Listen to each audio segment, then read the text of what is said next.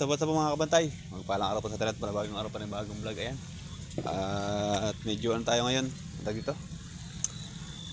Postpone ang ating huli. Sayang. Mga 2 or 3 oras matutuyo na rin. Nasira po yung ating clam ng pito. Ito oh. Ayan. Oh, ayan na po oh. Sira. So lumuluwag na po siya. May lamat. Ayan oh. Ito naman yung pito natin ay sabog din to, sira kahapon. So pinalitan natin. Ayan. Pinalitan natin. Yung isa naman, yung pinalit natin, nasira din. Ayun. Sabog din, ayun, warak din. Matagal na rin kasi itong hose na to, kaya ayan. Ayan, puro aberya. Ay nako, dapat makakatapos kami ng trabaho.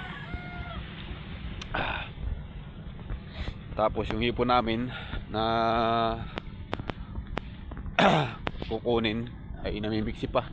Yung ari kung pakapatay na lahat din siguro to. Ayan, tara, punta muna natin at magkasarado tayo ng prinsa. So ayan, ito yung hipon. At namiksi to kanina. Marami siguradong patay to. Mga patay na yun. Ayan o, patay na. Patay na. Namatay ang hipon namin.